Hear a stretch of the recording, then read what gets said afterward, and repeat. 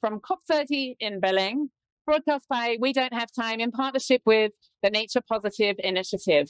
And this is a series where we delve into the interconnectivity between the nature and climate crises and how tackling them together is the foundation to secure equitable prosperity and well-being through the nature positive transition. I'm Gemma, Head of Communications for the Nature Positive Initiative, and I'm moderating this session today. So welcome to our first panel, which is on Becoming Nature Positive, How It All Began, where we're going to reflect on the journey that led to the adoption of the Global Biodiversity Framework and its nature positive mission of halting and reversing nature loss, reflect on where we are in the midpoint towards 2030 and what we need to do to accelerate implementation. I'm joined today by a fantastic panel. We have Patricia Zurita, who's Chief Strategy Officer of Conservation International. Welcome, Patricia. In just one moment, we're going to be joined by Carlos Eduardo Correa, former Minister of the Environment for Colombia. And I also have to my left, Marco Lambertini, who's convener of the Nature Positive Initiative. Marco, I'm going to start with you first. So briefly, could you perhaps share a little bit of your recollections of the genesis of the nature positive concept, all the concerted efforts that led up to the Convention on Biological Diversity COP15 achievement, and maybe some key milestones along that journey that really stand out to you? Yeah, thank you, Gemma. Welcome, everybody, to this nature positive dialogue. So how it all began? I think for me, it all began with the Paris Agreement. The 12 December of 2015, COP21, climate COP21. And when the gavel hit, and I remember the President Fabius declaring the Paris Agreement adopted, was a very emotional moment for the climate agenda. But for us that also focused on the nature agenda was equally exciting because it was actually giving us the confidence that the world would agree on a global goal that unites efforts, that really drives coherent action towards a common shared direction and goal. And so then the question was, wait a minute, we don't have a global goal for nature. and we know that nature is so fundamental also for the delivery of the climate agenda and much more. So for me, the thinking about the need of a global goal started there. And I know for many other leaders, and Patricia will speak in a minute, was the same. And so in the years following Paris, we started to think what that global goal could look like, but also how can we get it adopted? And of course, the great opportunity was the approaching UN CBD, Convention on Biological Diversity, the Nature Convention, that was about to be convened to agree on the next 10 years plan for biodiversity. So we thought that's the opportunity to codify, to embed a global goal for nature. We started talking then what the global goal looked like, and the whole community gathered together, and it was clear that if for climate carbon neutral, net zero emissions was the right direction. For nature, net zero was not good enough. And simply because nature can recover, has an incredible ability to regenerate and recover if we give it a chance. And so the idea was to be more ambitious and really embrace a net positive, a nature positive goal. We coalesced. It was amazing. I mean, I'm looking to Patricia because she was one of the driving forces together with many others. You know, it was amazing because suddenly nature rose at the top of the political agenda.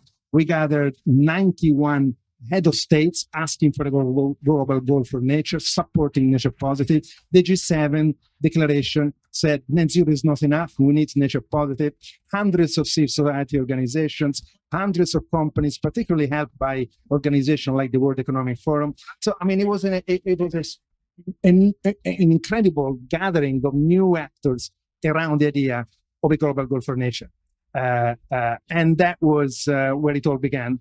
And amazingly, 7 years and 7 days later, on the 19th of December 2022 in Montreal, under the Chinese presidency, the gavel went down again. This amazing global biodiversity framework and the mission with a global goal for nature, halt and reverse biodiversity loss by 2030, the definition of nature positive, was adopted. So I stopped there because then we talk about what next. But amazing. It was an amazing experience. To say probably the most extraordinary experience of high-level policy in my life. And I don't know if you, Patricia, agree, but what really was heartening, truly heartening, is that we were all able, I was the head of WWF at the time, Patricia was the head of BirdLife. We all were able to set aside our brands and really work together for this common ambitious goal. But yes, absolutely. And it sounds like multi-sectoral momentum and energy moving towards this wonderful moment and achievement for nature. Patricia, I'm going to turn to you. Perhaps you could share a little bit of how you experienced from a civil society perspective. Before I come to you, Guy, I'm going to just welcome and introduce again former Minister of the Environment for Colombia, Carlos Eduardo Correa. who knows, maybe the new minister as well one day. Thank you. Yeah. So happy to be here. Thank you. Dear friend Marco, with you and with Patricia. Very much. Very welcome, and thanks for joining us. We know that there are many parallel commitments here in Belém. It's a very, very busy week, so thanks for making time.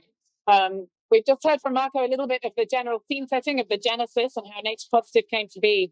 Before I turn to you, Carlos, I'm just going to ask Patricia, so what was your experience, please, from a civil society perspective of really engaging deeply in the Nature Positive process? Yeah, so as Marco said, I was the head of BirdLife at that point. We were in Sharm el-Sheikh at COP30 at that point. Coming, and I remember, I don't know if you remember, but we had this meeting at one of the hotels in Sharm el-Sheikh in a very long meeting room. And it was like 6 of us. And at that point, it was Marco, myself, Christian Samper, who was at WCS. We were trying to get Jen from the Nature Conservancy and trying to get the big conservation organizations together so we can start with that element of we can do this together. We can get to a similar Paris moment, we were calling it at that time, for nature. But it was not easy, right? As Marco said, we had to check out all of the egos and the individuality of each of the organizations to really come and say, we're all fighting for the same thing. We want this to happen for all of us and for the planet. So let's make it happen as a community. And then we started looking into this cannot be only the civil society organizations. We need to bring in the private sector. We need to bring in the governments. We need to make a big coalition. And then the pandemic hit and it stalled everything and delayed the new COP. So we were like, oh my Lord, what are we going to do and how are we going to make it happen? And I have to give credit to Marco because he was the engine of pushing this. We crafted the idea together in Sharm el-Sheikh, but we moved it. He moved it together and pushed the energy to make all of what has happened since then be real. And the moment, as he said, in Montreal was beyond emotional. You know, we were really celebrating that for the first time. We were really having a common goal and we were fighting for it together. So now we have to make it happen. Absolutely. It was really all shoulders to the wheel to bring about this Paris moment nature. Carlos, I'm going to come to you. I'd love to hear a little bit from you. If you could share how the concept of nature positive was embraced by Colombia, and perhaps say a few words about the value case for nature from a global south perspective.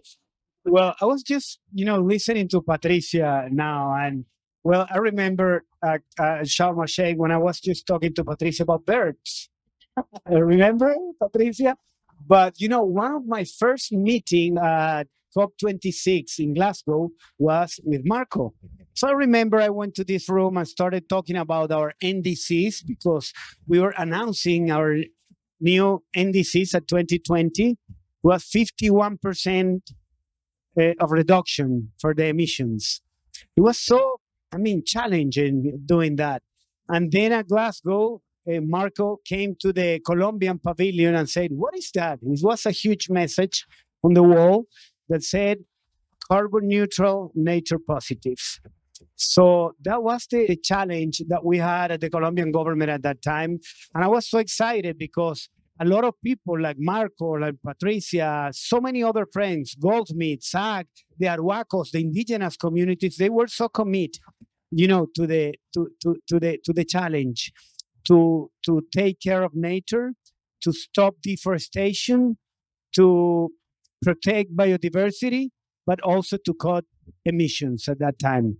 And well, it was amazing. After 2020, when we had this hurricane in San Andres and Providencia in Colombia, we learned a lot about nature positive, about restoring mangrove ecosystem, about planting 1 million corals at that time, about recovering all the dry forest and to stop deforestation. So that's, that started in 2020 with President Duque, talking about biodiversity, talking about nature positive communities and countries. And I think that now, 5 years after COP26, we're still talking about this. I was just looking and reading the message, Marco. You said, we don't have time. And I just remember something. At COP26 in Glasgow, we made several announcements from the government. One was our NDCs, 51%. The other one was the Eastern Pacific Corridor with Costa Rica, Panama, Ecuador, and Colombia. And the other one was to protect the 30 by 30% of our oceans and terrestrial areas. And then at that time, we announced that Colombian government would do it before 2030. 1 year later, in Lisbon, in UNOC too, we announced it. We did it. And we don't have time. It just reminds me about the 30 before 30. We have to do it before. We have to be carbon neutral, nature positive before the 2030. Absolutely. And it's true. We don't have a lot of time. It's a very ambitious goal to achieve nature positive. Perhaps could you all just share a few comments on where are things at today? Marco, who wants to go first? Okay. Thank you. Okay. So we have to be hopeful. Yeah. I mean, I just actually finished with my comms team a quote that we're putting out to the media. We just started the negotiation yesterday. We have an agenda that has been approved. That is almost a first in many of the negotiations that we have had. We are claiming for ambition. We still have to close the financial gap. We're hoping that TFFF becomes a thing at the end of the COP. But while we have some of these signals and signs of the broader sector, we have indigenous peoples here, we have Afro-descendants, we have local communities, we have even so many representatives from the religious groups. We are coalescing, as Marco said, as one community. I think what we need to do is make sure that we remember that we don't have time, that it is urgent, that we cannot be whittling on the language and just trying to wordsmith everything, that we need action, and that for action to happen, we need funding, and that finance has to be on the table. Finance has to remember that nature is 30% of the solution. And that will bring in not only climate benefits, but it will bring many other benefits for local communities and for the rest of the planet. I mean, at the end of the day, more than 50% of the GDP depends on nature. So let's think about not only the climate risk that we are living and that we're posing on the economy, but think about the wealth that we derive from nature and how important it is for us to start connecting these agendas, putting the money on the table so we can make action happen. So I would say optimistic. We have to be optimistic. I think we are bringing the agenda of climate and nature closer together, although the negotiation of Article 4.6 could potentially tell you that we're not that close. I think we can make the effort and we can demonstrate the benefits. And I think we are going to be able to come at the end of the COP with good news. I'm hopeful that that will happen. I think we always need to be optimistic and hopeful, otherwise we wouldn't all be here. And as we're speaking now, we can hear a tremendous rainstorm falling on the COP30 venue. It feels like such a privilege to be sitting as we are right beside the Amazon rainforest. We are in the rainforest after all. So people cannot be surprised that we have rain. And it is good that it's still a forest and that it's still raining. It's beautiful. It actually gives me goosebumps to feel the rain. No, look, this is important. We shouldn't take this for granted because to your point about where are we, I think the whole nature positive concept, ambition, but particularly goal, because nature positive is not a slogan, it's a measurable goal. It's a goal that is action at scale. Not any action, but action that really is commensurate to actually achieving a future with more nature, not less. That's the simple definition of nature positive. We need a world, we need a future where we stop the decline of nature, we halt, and we reverse it, allowing nature to recover, so that we have more nature, not less. For the reasons that Patricia mentioned, because I think the new dimension that has emerged, I think really in the last 5 to 10 years max, is that we are beginning to look at nature as an absolute essential dimension for our future. And that's not hasn't been like that until very recently. We're beginning to understand the material value of nature. Of course, the spiritual, the aesthetic, the intrinsic, I feel very strongly personally about all that. But at the end of the day, if we don't realize that we need to stop taking nature for granted, that we need to stop utilizing nature life if it was unlimited and a free input in our economy, if we stop ignoring the externalities of destroying nature and the impacts on not just nature itself, but actually on our own security in terms of water security, climate security, health, we will continue to destroy, hoping for the best. And we know now, and science is super clear, that actually, if we don't take care of the natural systems, the stability of ecosystem, biodiversity, it's the engine for this ecosystem to work, we will pay a dear price. We're really in trouble. Yeah, so that's a really new paradigm. And I think the whole nature positive discussion has triggered. And what is super exciting is to see, particularly, I would say, the corporate sector paying attention to nature like never before. I think nature and biodiversity has never been higher in the corporate agenda because of that dimension, because they're beginning to see nature destabilization as much as climate destabilization as a risk. Absolutely. To the economy, to the business, as a risk to society. And that's one important dimension. And then there is the opportunity dimension, because by embracing new ways of developing, by embracing new way of running the economy, new way of running our own lives, we can actually embrace new model, new market, create new markets, develop new products. So the challenge for us, I think, and I stop here, is to actually define, describe a nature positive future as a better future for people, not just for nature. And the people positive and nature positive link is the one that we need to emphasize more. And that's what it is.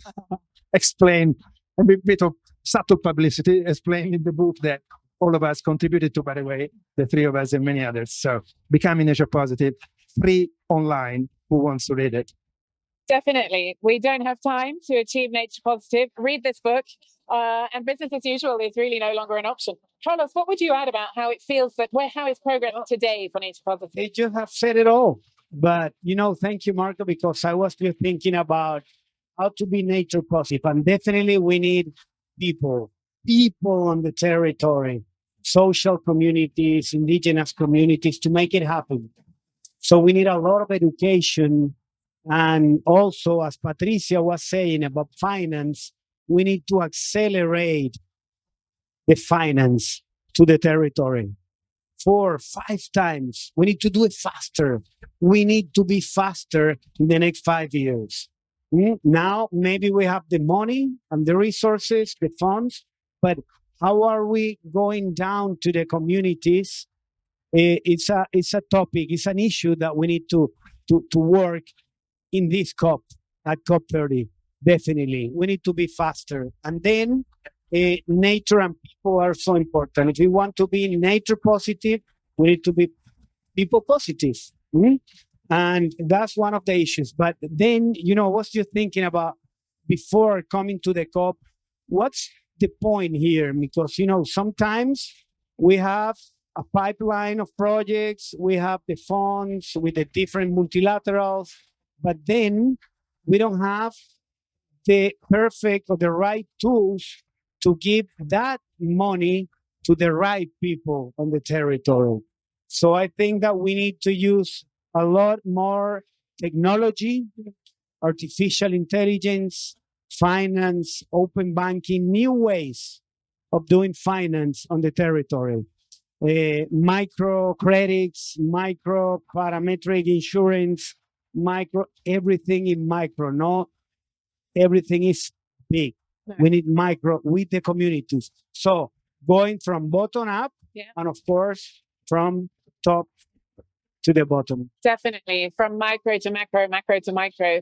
And we're halfway through this, what has been, I think, called many times decade of action. So 5 years to go until 2030. Is there anything else that you would add in terms of really critical areas to accelerate the action we need? Patricia? I think one thing that we haven't spoke about and that may be important that we factor in the next 5 years is how are we reacting to the geopolitical changes? And it has been incredibly, it fills me up with optimism that we still have a corporate sector that is seeing the value of nature. And I'm going to plug in a little bit right now for the coffee sector and for Ely in particular. I was with Andrea Ely last night at an event where we were talking about the importance of factoring adaptation for the coffee industry, right? As plays out for the soy industry, for the beef industry, for any industry that you look into. And the reality is that the minute that you start looking into the impact of regenerative agriculture, the positives are so many, and not only in terms of carbon and coffee yield and coffee prices and the benefits to local communities, but also for the other ecosystems that are actually dependent on these farms. And when you're talking about micro, absolutely 100%, this is the system that enables us to really go down to the hands of the people that really are impacting these lands, and that have, unfortunately, the responsibility of stewarding these services for all of us. So it is our responsibility to work hand in hand with them. And as Carlos is saying, developing tools, not only of management and regenerative agriculture practices, but financial tools that enable them to start moving into and take the risk to move into a system like regenerative. So I am hopeful that these next 5 years, the private sector is going to play an incredibly important role, but the financial sector has to start coming along. Yes. And that we have to design together, because it's not only about the 1.5 trillion deals. We have to start getting that to the ground, but also we have to remember that we're very easily jumping into a $4 trillion economy of cryptocurrency. And we're very, very scared of a $1 trillion economy that is nature. So let's balance things out. So Yes. can I just build on Patricia, Please. because I completely agree. And look, the good news is that on one hand, we are the most environmentally aware generation of all times. And secondly, as I said, biodiversity is now moving away from simply the kind of reputational philanthropic space and actually being perceived as material to our own well-being and economy, etc. And thirdly, we have a goal, and the plan is very clear.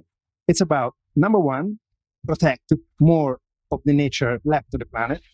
Second, restore as much as we can of what we have degraded or lost.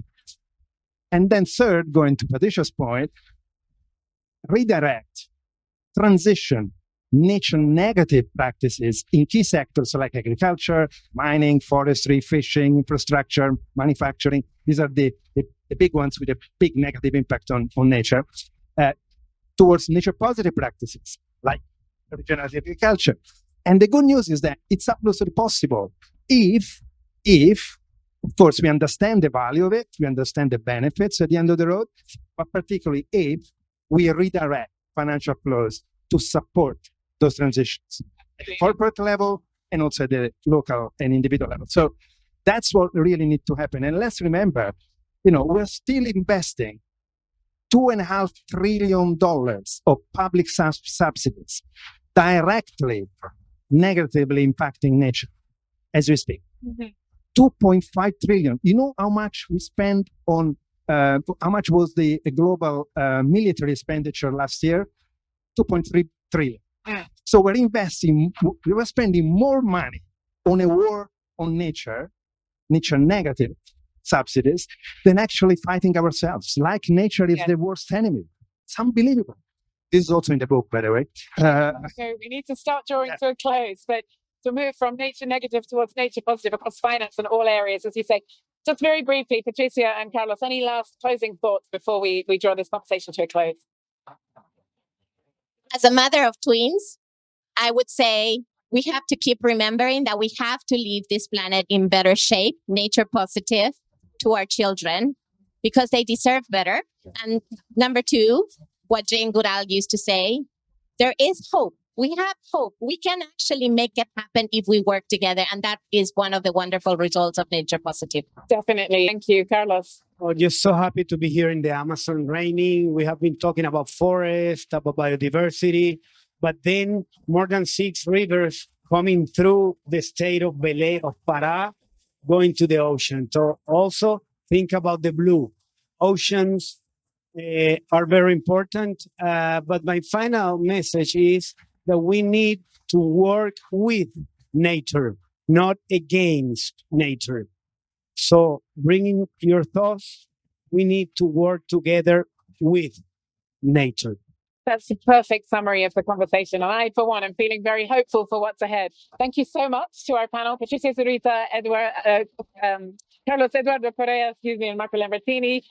Thank you very much. That's the end of this conversation. Watch out for our next panels on the Nature Positive Dialogue. You can find details on the We Don't Have Time website on naturepositive.org. We've got a couple of great conversations still coming up this week. One on the mindset shift that needs to happen for culture and attitudes for Nature Positive, and also one soon on the Nature Positive transition.